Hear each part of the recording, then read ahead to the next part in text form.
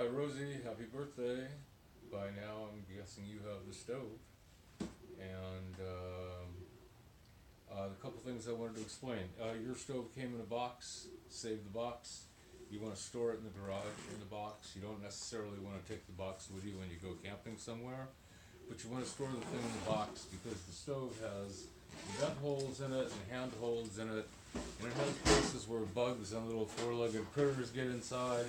And it's probably best to keep those. I have the handy little bag made by Camp Chef specifically for this thing. You currently have a box. Feel free to use the box. Inside the stove, you have some paper and some other stuff that's just packing material out. I have a stove, or I have a cable in here that I use for a bulk tank. We'll cover that later. Um, the chrome grate that you have now in your brand new stove looks all shiny and it looks all like this and bright and everything. And very shortly it'll get like this. This has about 30 days worth of use on it. It also comes with this. This little gizmo is what you attach the gas bottle to. That little thing, as you probably have read in the instructions, is right back in here.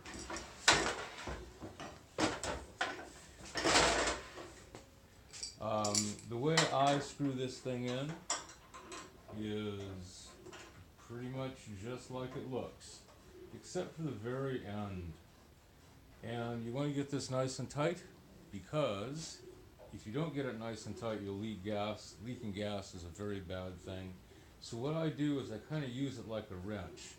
And I hold on the knurled part of the knob, and then I turn and get it nice and tight.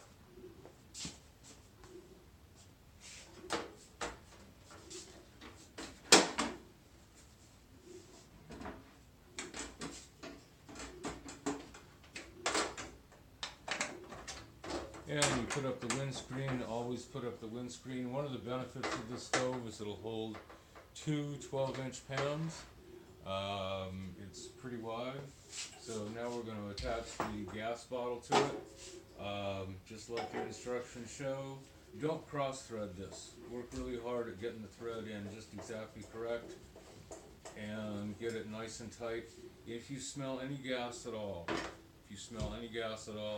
take the whole thing apart and just stop. The system takes a little while to charge, but basically you wanted to make sure the knobs were all off when you started, and then you turn it on, and there goes the gas. And the benefit to this stove as opposed to quite a few others is this. I can now take it and turn it way down to simmer and cook at a very low flame.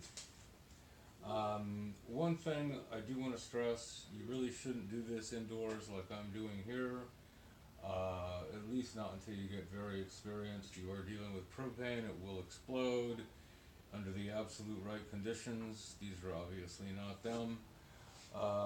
When you go to turn your stove off, I highly recommend doing it this way. You turn the gas, have the gas on,